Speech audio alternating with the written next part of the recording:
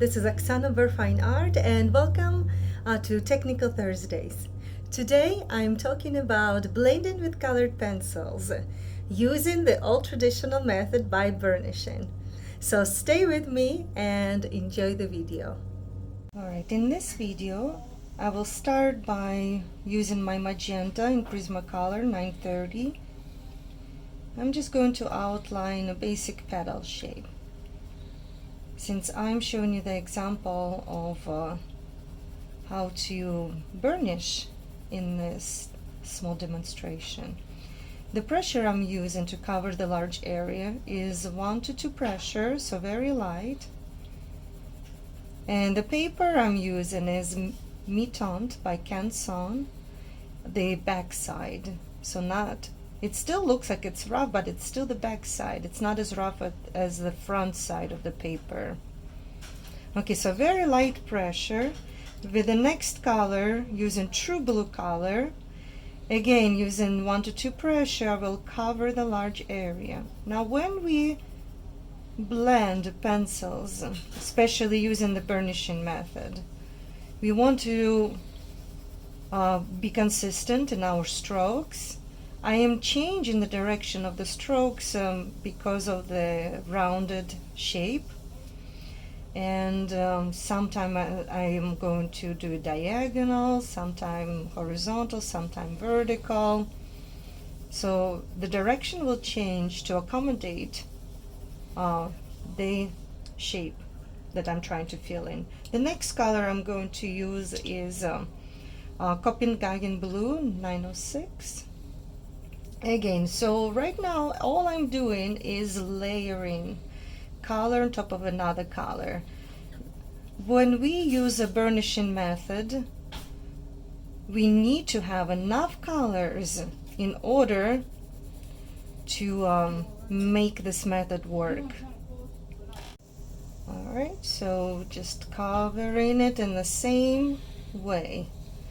I'm trying to apply as much pigment as possible. Now you do want the whites of the paper still to show. That's why we're using such a light pressure. We don't want to necessarily cover just yet all the whites of the paper. The burnishing is going to do that job for us. Next color I'm applying is violet 932.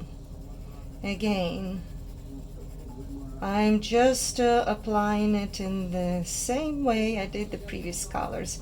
Think of the photo editing programs that has layers, and when you create or edit a photograph, you do that in layers. This is almost similar to this. You do it in layers. You create a next layer. Alright, the next layer is going to be our magenta color. Going back to magenta. So magenta color 930. My strokes vary, same pressure 1 to 2, light pressure. And I'm using a variation of strokes. I created a video last time on exercises for your hand, where I talk about different kinds of pencil strokes. This is all of them combined in one. And I want to finish it off with the last layer. I'll finish it off with the, no, not true blue, but with the Copenhagen Blue. Light pressure, covering the large area. We want it unified, consistent pressure. We don't want like splotchy type of coverage. Okay, so here's our final layer, and let me talk to you a little bit about theory of burnishing. So before I explain how to burnish, I want to also talk about what happens when we burnish. So the reason again why I chose a more textury paper is because it will demonstrate perfectly how the whites of the paper work that show through our layers. Alright, so I'm going to just demonstrate here So imagine this is a paper. It's like a microscopic view pretty much. And these little dips is an imperfection of the paper, where that texture, rough texture, will be created. Okay, so these dips in the paper, I call them valleys, and not just me that calls that. You can find that information, and it's just a good explanation, in my opinion, to understand how the burnishing method works. So valleys, and all this, anything that's not the dip, the rest of it is the hills. Okay, the hill.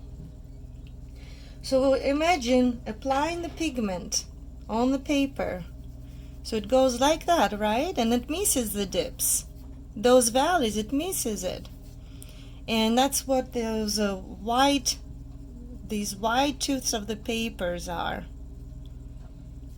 that we cannot cover because our paper is textured.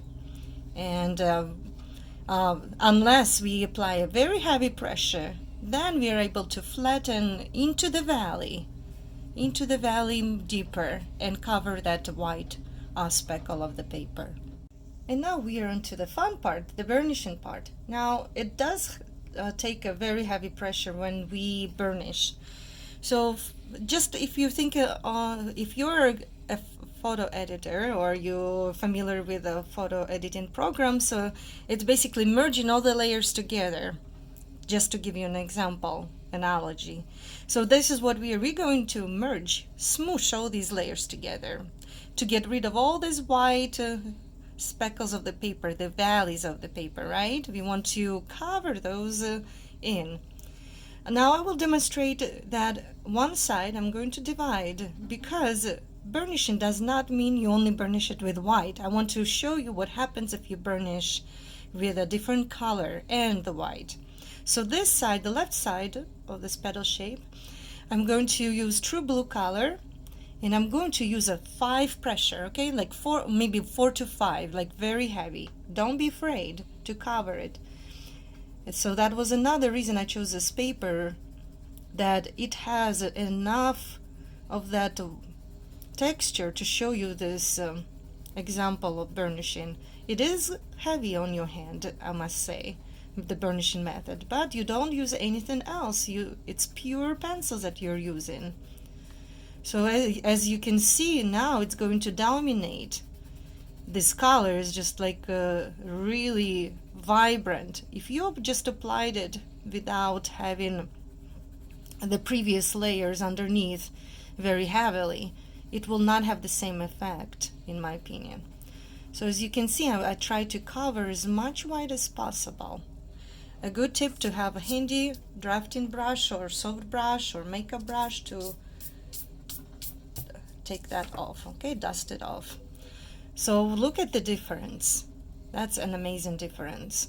Now the question is, can I still cover layer on top? Well, yes you can, and I will show you how you can still layer even on top after we smooshed all these layers together. But before I do that, let me cover the other half, the right half, with Prisma white. I will use the same pressure and will go hard. Don't be afraid if it breaks like this. I am not afraid that it's even better. It's okay. We are just burnishing, combining all these layers together, covering all the white as possible. So it will, and I'm using like different direction. I will use linear strokes and oval overlapping strokes, and just to go and cover all that, smooshing it with a heavy pressure, all those colors together. It creates a buttery consistency. It's nice and buttery. So you will see now, you want all this dust to be able to create, because that's a sign that you're doing your job right. So let's use our brush, dust it all off. So you can see a huge difference here. So the burnishing did a pretty good job for us. But guess what? I can still see tiny bits of whites. So it means we can still work with this. We can still try to apply more layers.